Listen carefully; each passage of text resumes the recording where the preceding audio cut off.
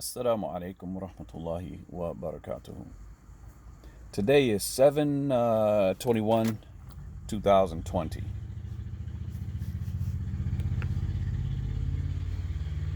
Allah came in the person of Farad Muhammad. Allah came in the person of Farad Muhammad. All white people are the devil, shayateen. The month of Ramadan is in December.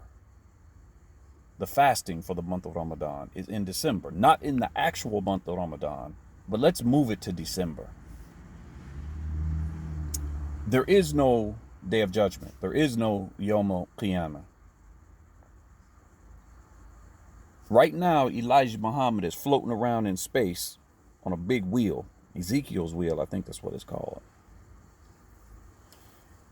These are some of the core beliefs of Louis Farrakhan and the Nation of Islam. All of this is pure, unadulterated kufr, disbelief. Their entire belief system contradicts the Quran, and it contradicts the books of Sunnah. There is nothing about the Nation of Islam that is Islamic. Nothing. Their aqidah, their belief, their core beliefs, take them outside of the fold of al-Islam.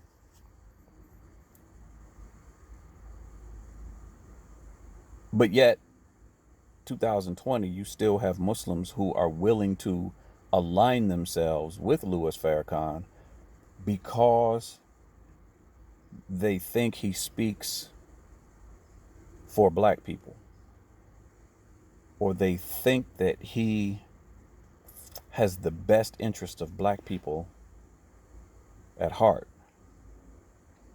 A person who has been instructed by people of knowledge that his aqidah, his belief system is incorrect and contradicts Islam, goes against what Allah and his messenger has said, and he clings to this kufr, he clings to it and pushes it and promotes it. You think that this guy who is willing to lie on Allah, misguide and mislead millions of people over what arguably a 40-year time span, really has the best interest of black people at heart? I don't see how a person can reconcile that. A person who is willing to lie on Allah, willing to misguide, willing to mislead, willing to misinterpret, willing to go against the book and the Sunnah, willing to go against instruction from Islamic scholars, and you think that he has the interest or the best interest of black people at heart. How do you reconcile that?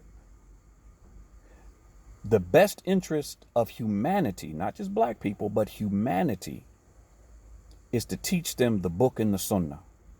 Is to teach them about Tawheed, singling Allah out in all aspects of worship. To follow Muhammad sallallahu alaihi wasallam as the last of all the prophets, last of all the messengers, the seal of all the prophets and messengers.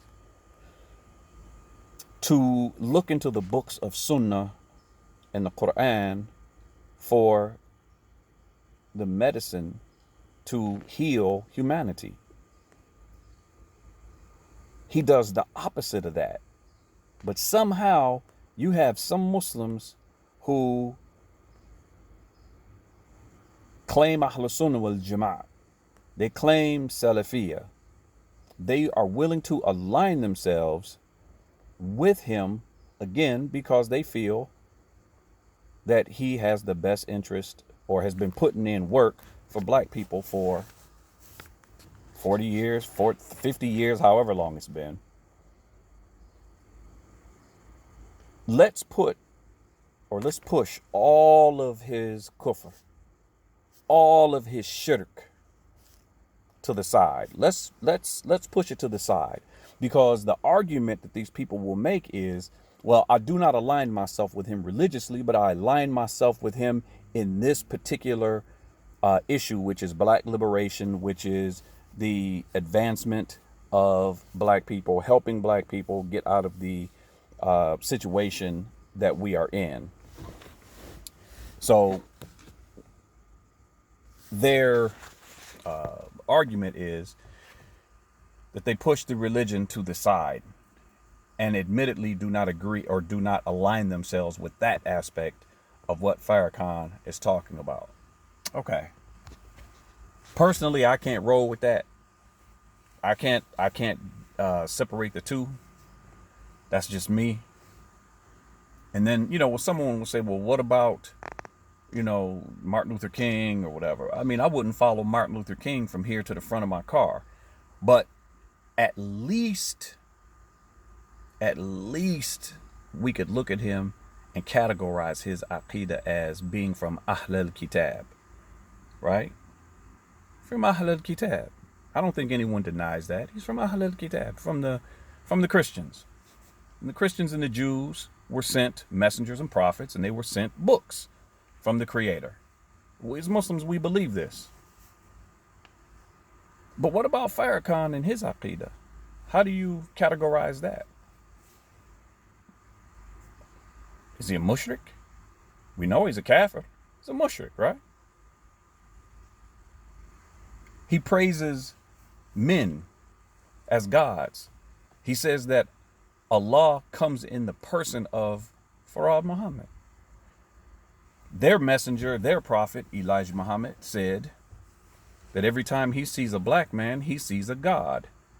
This is kufr. This is shirk. This is what they're on. But again, let's push all that to the side. Let's look at just the secular aspect of it.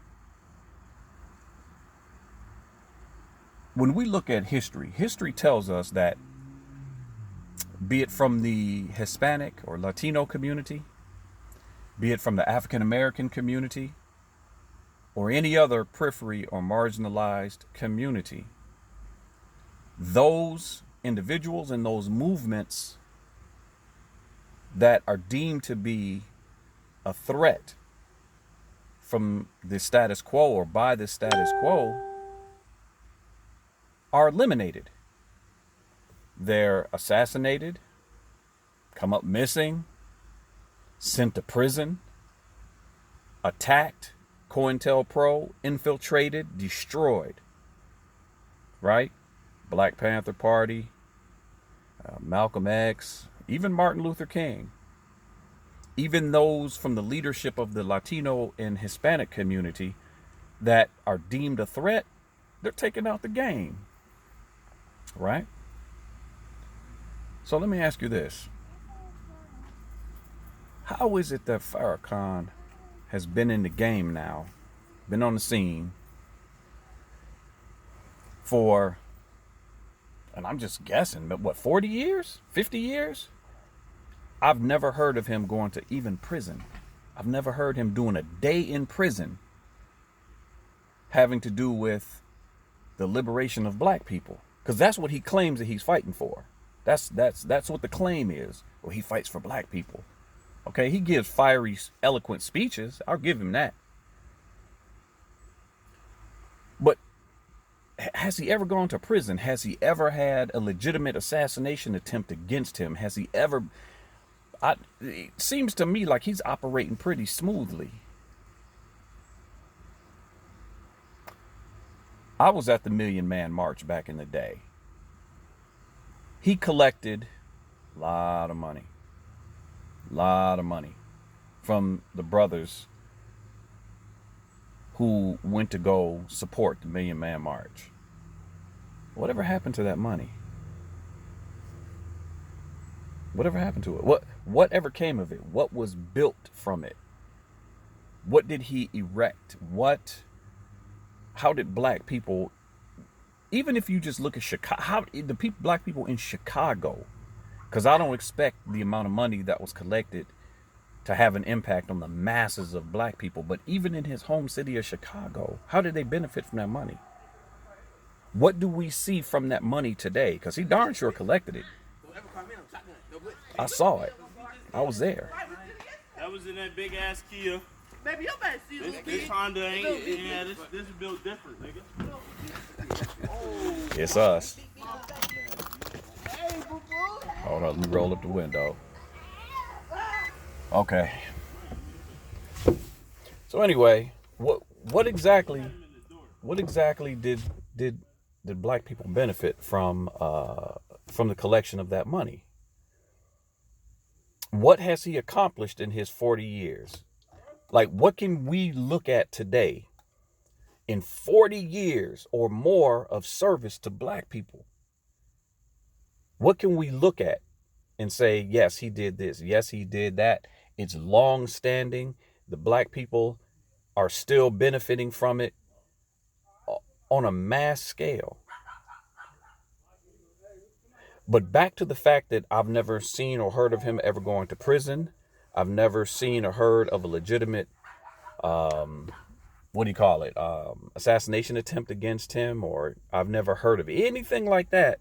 It's been pretty smooth sailing. That sounds to me more like an employee than a threat. Sounds more like an employee. Sounds like a partnership made in heaven. Because the status quo is not really concerned with his fiery speeches and him, misguiding. Because the people in power, they know what true Islam is. They know. They're not stupid. And they also know that what he's talking is not Islam. So therefore, they're not really that concerned with it, because they know in the grand scale, it's not really a threat. So they allow him to operate. Again, sounds to me more like an employee than an actual threat. And I wonder what his paychecks look like. Anyway, food for thought. Y'all have a good day. Assalamu alaikum wa rahmatullahi wa barakatuh.